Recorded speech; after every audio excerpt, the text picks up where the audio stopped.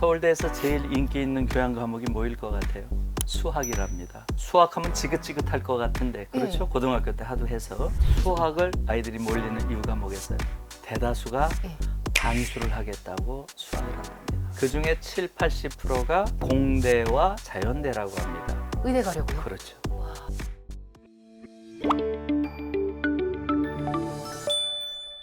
안녕하세요. 교육 고민을 대신 물어봐주는 교육대기자TV, 저는 대기자 방종임입니다. 2028학년도 대입 개편안을 두고 그 어느 때보다 대입 개편에 대한 관심이 뜨거운 지금 우리 교육이 나아가야 할 방향, 생각해야 할 부분 오늘 짚어보도록 하겠습니다. 저는 중앙대학교에서 학생들을 가르치고 있는 김누리라고 합니다. 반갑습니다. 교수님 예전부터 너무너무 모시고 싶고 뵙고 싶었었는데 한편으로는 제 마음속에 두려움도 있었던 것 같아요. 네. 우리 교육의 문제점, 병폐를 마주하는 게 한편으로는 두려운 마음이 있었는데 네. 이제는 나아갈 방향을 짚어볼 시간이 됐다라는 생각이 들어서 오늘 모시고 말씀 나눠보도록 하겠습니다. 수능 킬러 문항 논란이 굉장히 있었는데 네. 그때 교수님께서 이런 말씀을 해주셨어요. 음. 킬러 문항이 문제가 아니라 킬러 교육이 문제다. 네. 킬러 교육, 우리 아이들을 죽이는 이 교육, 뭐가 문제점일까요? 사실 한국 교육을 비판하지 않습니다. 교육이어야 비판하죠. 네. 한국 교육은 교육이 아니에요. 그렇기 때문에 비판할 수도 없는 상태입니다. 부정이시네요. 그렇죠. 예, 예. 사실은 교육이라고 하는 것은 한 아이의 잠재력을 잘 끌어내서 아주 성숙한 인간으로 예. 또는 자유로운 영혼을 가진 개성적인 인간으로 또 사회적으로 보면 성숙한 민주시민으로 그렇게 잘 길러내는 게 교육인데 과연 한국에서 교육을 받으면 존엄한 인간이 되겠는가? 성숙한 민주주의자가 되겠는가? 예? 개성을 가진 자유인이 되겠는가? 이렇게 물어보면 예. 그거는 누구나 다 답이 나오죠. 네네. 안 되는 거죠. 그게 무슨 교육이에요? 그게 이제 한 4가지 정도 네 문제가 가지. 있다고 예, 보고 예. 있어요. 첫 번째는 교육이라고 하는 게 영어로는 education이잖아요. Education, 예, 네. education이란 말은 애라는 게 밖으로, 네. 뉴스라는 게 풀, 끈다 이런 뜻이에요. 밖으로 끌어내다. 밖으로 끌어낸다. 풀 아웃. 음. 이게 이제 어원적인 의미예요. 근데 우리 아이들이 가지고 있는 잠재적인 능력을 우리가 끌어내주나요? 아니죠. 예. 잠재력과는 거리가 그렇죠. 멀죠. 예, 아이들 안에 그 아이의 고유한 잠재력, 성향, 취향, 개성, 재능, 천재성 이런 게 들어있다고 우린 생각을 안 해요. 그걸 끌어내는 게 교육인데 한국에서는 여긴 관심도 없어요. 아예. 아이들 안에 있는 네네. 아이들의 고유성 여기에 관심을 가져야 되는 거예요. 다 달라요, 인간은. 네네. 사실은 인간이 존엄하다 할 때 그 존엄성은 너무나 다르기 때문에 그렇죠. 모든 사람이 똑같은 사람이 없어요. 네네. 전부 다 일종의 우주적 사건이에요. 한 인간 한 인간이. 다 잠재력이 있기 때문에 그렇죠. 존엄하다. 그렇죠. 네네. 한국 교육은 아예 아이들의 잠재력엔 관심이 없어요. 죽은 지식을 쳐넣는 걸 교육이라고 부르고 있어요. 그리고 학교에서는 네? 그걸 테스트하고요. 그렇죠. 네네. 얼마나 저걸 잘 받아먹었냐. 이걸 테스트해서 그걸 똑똑하다고 불러요. 어찌 보면 가장 어리석은 아이들이 모범생들이죠. 사실은 정상적인 인간의 고유한 자기 능력이 있는 사람들은 네. 외부에서 특수한 지식이 예. 보편적인 지식으로 들어올 때 저항합니다. 아닌데 이게 진짜 중요한 거예요. 네. 그런 본원적인 비판의식. 예. 이걸 한국에선 다 때려부시잖아요. 내 생각이 그냥 외워. 없죠. 내 예, 생각이 예, 없어요. 예. 그걸 왜 외워요? 그런 걸 제일 잘하는 건 뭐겠어요? 컴퓨터죠. 우리가 무슨 네. 우리 아이들을 컴퓨터로 키워요? 지금 한국은 대부분의 사람들이 그 생각을 못 해요. 대학 입학 시험을 네. 기계가 채점하는 유일한 나라예요. 선진국 중에서 대학 네. 입학 시험을 기계가 네. 채점하는 나라가 어디에 있어요? OMR 카드 이렇게 그렇죠. 보는. 그렇죠. 어. 최근에 네네. 요 연구실에 네네. 독일에서 학위를 한 젊은 학자가 오셨어요. 이분이 저한테 하는 얘기가 그거예요. 네네. 이분이 주로 독일의 그런 교과와 또 시험 평가 방식 이런 걸 집중적으로 연구해서 하이델베르크 대학에서 최근에 박사가 됐는데 이분 얘기가 그거예요. 교수님, 제가 독일에서 공부해 보니까 자기 생각을 한 줄도 안 쓰고 대학 갈 수 있는 나라는 한국밖에 없는 것 같아요. 아주 끔찍한 이야기예요. 네네, 그러네요. 전부 찍찍 긋고 대학에 가는 이런 나라가 어디 있어요? 이건 아주 본원적인 문제입니다. 네네. 그래서 우리의 모든 문제들은 이게 뭐니? 이렇게 묻는 거예요. 네. 이거 정답이 뭐야? 이렇게 묻는 거죠. 그렇죠. 예. 이 지금 중에서 골라봐. 골라봐. 네. 어떤 게 정답이야? 이렇게 네. 묻는 거죠. 독일은 이런 문제 없어요. 대부분의 나라가 없어요. 그러네요. 이것에 대해서 네 생각은 뭐니? 이렇게 물어요. 벤치마킹 했다는 미국이나 일본도 요즘에 거기서 맨 처음에 OMR 카드 있었는데 점점 탈피하려는 추세이죠. 일본은 지금 거의 없고요. 맞습니다. 미국은 SAT라고 좀 그거는 남아있죠. 이제 좀 다른 거죠. 그건 이제 보완적인 시험이고요. 대학에서 따로 시험 보는 네네. 거고요. 근본적으로 수능 OMR로 대학에 네. 가는 나라는 우리나라밖에 그렇죠. 없다. 없어요. 한국밖에. 아이들의 네네. 생각에는 관심이 없고 밖에 있는 죽은 지식을 얼마나 아느냐? 그걸 많이 알면 똑똑하다? 말도 안 되는 소리죠. 스카이라고 하는 이른바 명문대학을 나왔다 네. 하는 친구들은 교육적인 심각한 결함을 가지고 있다.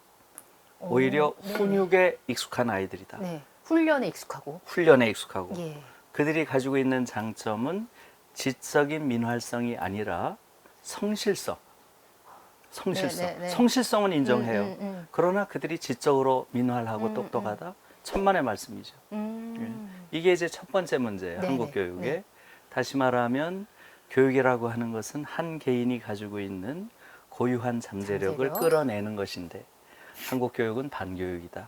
두 번째는 두 번째. 교육이 해야 될 가장 중요한 일이 뭐겠어요? 저는 그걸 디그니티라고 얘기를 합니다. 디그니티요? 디그니티, 네. 존엄성. 존엄성. 예.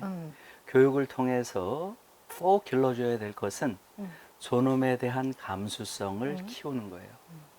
내가 얼마나 존엄한 존재인지, 내가 얼마나 귀한 존재인지, 가치 있는 존재인지. 얼마나 가치 있는 존재인지 이것을 12년 동안 완전히 자각하도록 가르치는 것, 이게 가장 중요한 거예요. 예. 그걸 바탕으로 해서 다른 사람들, 타인 또한 얼마나 존엄한 존재인지 그것을 존중하는 네네. 이러한 태도를 딱 갖추도록 하는 게 교육의 가장 중요한 거예요.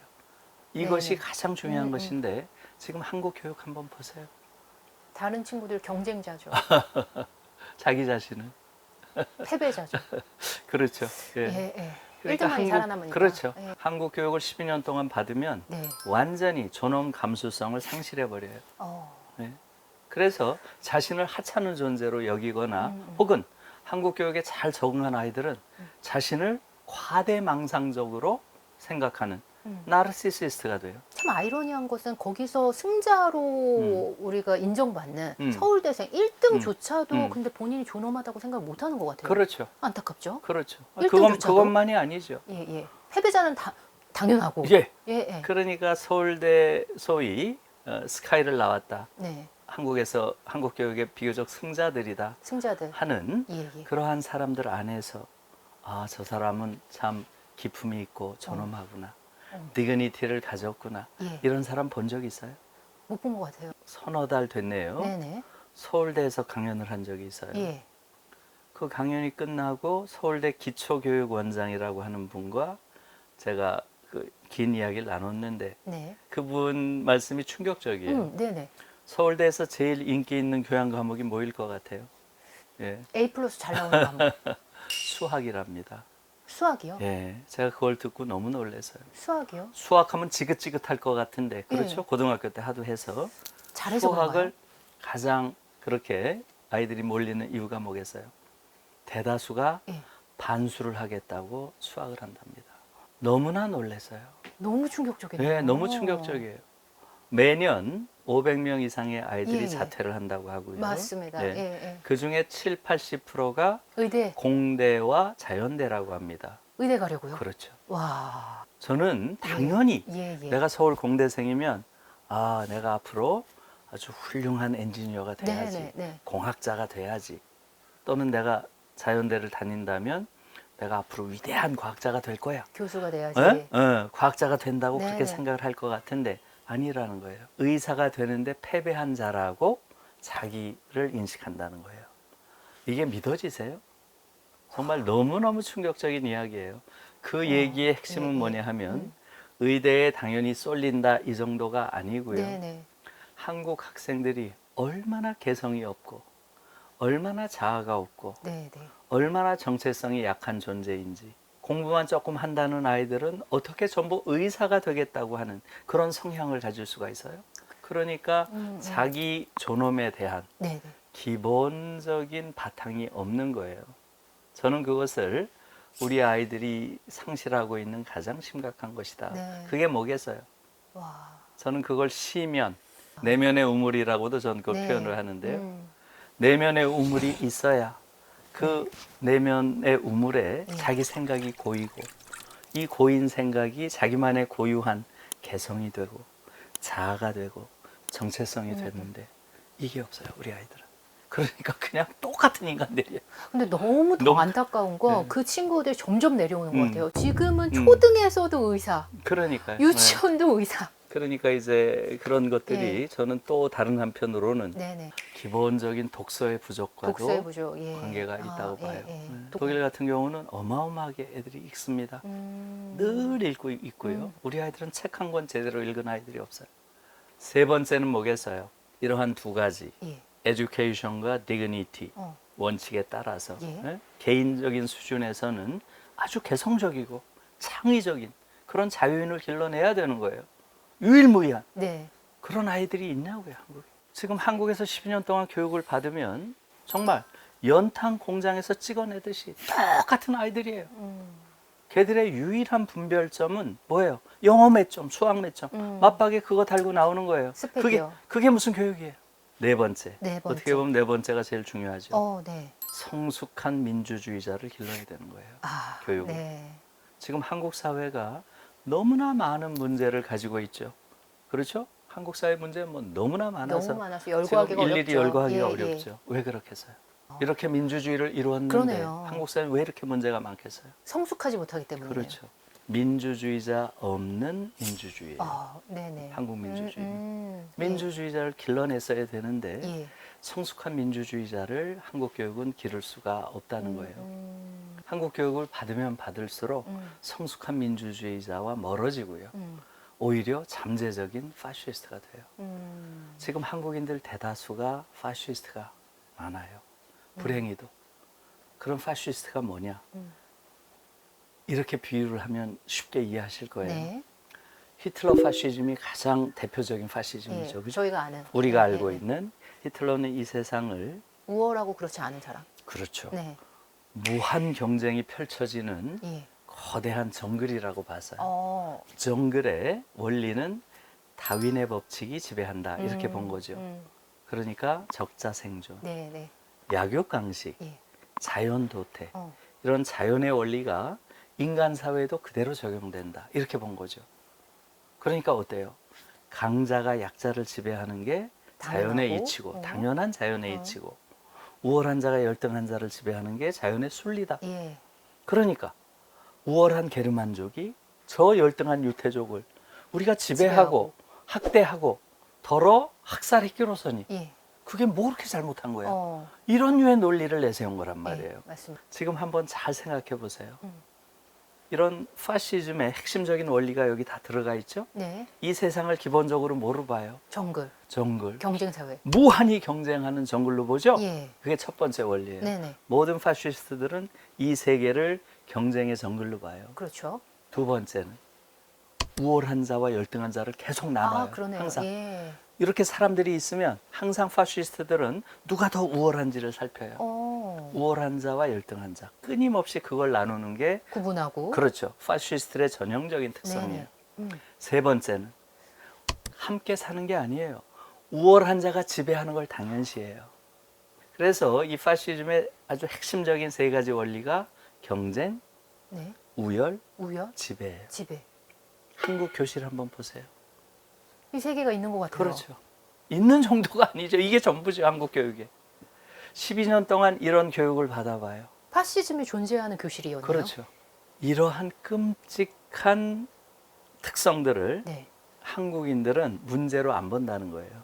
이것을 정상이라고 본다는 거예요. 교수님 그 문제는 뭘까요? 부모 세대도 그렇고 우리 아이 세대도 그게 너무 자연스럽게 그렇죠. 체화됐기 때문일까요? 그럼요. 그렇죠. 네네. 한국 교육의 문제는 어디에 치명적인 결함이 있는 게 문제가 아니고요. 네네. 우리가 정상이라고 부르는 그 자체가 병들어 있다는 거예요.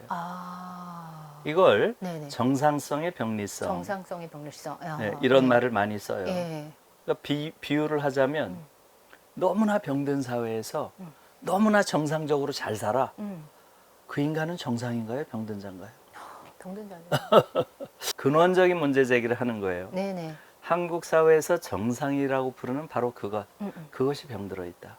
이 첫 단추가 있었을까요? 어디부터가 음. 이 병든 시작이었을까요? 그것은 이제 우리 역사와 관련이 당연히 있겠죠. 예, 궁금합니다. 아주 멀리 갈 건 없고요. 네네. 근대로 넘어오는 과정, 특히 근대로. 지난 100년, 지난 100년 첫 번째는 뭐예요? 일본 제국주의에 의해서 근대식 교육이 들어왔죠. 네. 그때부터 문제인 거예요. 파시즘의 이데올로기죠. 네네. 그걸 소셜 다윈이즘, 소셜 다윈이즘, 사회적 다윈주의 이렇게 얘기를 하죠. 그 다음에 해방됐죠. 네. 해방되고 나서 우리는 불행히도 40년 동안 독재 정권을 거쳤죠. 10년 네. 민간 독재, 30년 군사 독재를 거쳤어요. 이 과정에서도 마찬가지죠. 국가주의 교육관 자체가 상당 부분 일본 제국주의자들이 우리에게 심어놓은 파시즘의 논리가 그대로 적용된 거예요. 그때라도 그래서, 자각을 했었어야 되는데. 그렇죠. 달라졌었어야 그렇죠. 되는데. 못 달라졌었어야 했네요. 되는데 그렇게 하지 못했고요. 네네. 그러니까 그때 교육의 목표는 뭐였나요? 반공투사, 산업전사 네네네. 이런 거 기르는 걸 교육의 목표로 삼아서요. 그리고 나서 민주화가 돼서요. 그렇죠. 민주화가 되니까 이제는 예. 존엄한 인간을 기르고 성숙한 민주주의자를 기르는 예. 진짜 교육을 할 했었어야 수 있나 되는데. 보다 이렇게 생각을 했는데 예. 민주정부가 내건 건 뭐예요? 인적 자원을 기르겠다 이러고 나온 거예요. 인적 자원, 네. human resources 이렇게 해서 교육부 이름도 바꿔버려요. 교육인적 자원부로. 예? 여러분 한번 생각해 보세요. 기억이 나요, 교수님. 그렇죠. 한 번도 예. 존엄한 인간을 기르는 교육을 우리는 해본 적이 없어요. 빨리빨리 산업화에 의해서. 지금 말한 대로 네. 우리의 지난 100년의 역사는 일본 제국주의 시대에는 제국주의의 노예를 기르는 걸 네네. 교육이라고 네. 했고요. 한국 시민을 기르는 걸. 그 이후에 해방이 됐지만 해방된 정부는 국가주의 이데올로기, 말하자면 국가주의의 도구들, 반공투사, 산업전사 이거 기르는 걸 교육이라고 했고요. 그 이후에 민주화가 됐지만 이제는 자본주의의 논리가 자본주의 완전히 논리. 지배하는 네. 자본주의의 부품을 기르는 걸 교육이라고 했어요. 인적 자원을 또 옹호하는 쪽에서는 이렇게 얘기를 하잖아요. 우리가 이렇게 아이들을 인적 자원으로 했기 때문에 산업화가 이루어졌고 경제에 어느 정도 일정 부분 기여한 거 아니냐 이런 의견도 나오는 상황. 어느 정도는 그게 있는 거죠. 어느 정도는 있는 거죠. 네. 그러나 분명한 것은 우리 아이들을 키우는 교육의 목적이 자본주의가 요구하는 그러한 자원을 기르는 것이 맞는가? 여기에 대한 근본적인 질문을 던져야 돼요. 네네. 왜냐하면 인적 자원이란 말은 그 자체가 너무나 끔찍한 말이에요. 어찌 보면 산업전사, 네. 한국 신민보다 더 끔찍한 말이에요. 일본 제국주의나 국가주의도 인간을 최소한 인간으로 봤지 인간을 자원으로 보진 자원으로 않았어요. 인간을 인적 자원이라고 부르는 거는 인간의 관점이에요? 자본의 관점이에요? 자본의 관점이죠. 그렇죠. 자본의 관점에서 보는 전도된 세계예요. 그러네요. 자본의 관점에서 보면 저 밖에 있는 건 천연자원이고 여기 있는 건 인적 인적 자원. 자원이고. 우리가 자본을 위한 이윤 창출을 위해서 태어났나요? 잘 생각하셔야 돼요. 자본의 입장에서 봤을 때는 가장 이상적인 인적 자원은 어떤 인간이겠어요? 말 잘 듣고. 그렇죠. 예, 예. 순종적이고 무비판적이고 더 중요한 건 뭐예요? 무개성적인 인간이에요. 몰개성적. 네, 무개성, 몰개성적인. 왜 그렇게 했어요? 개성이라고 하는 것은 자본의 관점에서 보면 오류 가능성이에요. 오류 가능성이죠. 예, 예. 네, 그래서 그런 거예요. 그러니까 과연 자본의 관점에서 보는 그러한 교육관을 받아들인다는 게 네네. 얼마나 천박한 교육관인지를 이제는 깨달아야죠. 네. 이제 이렇게 보셔야 돼요.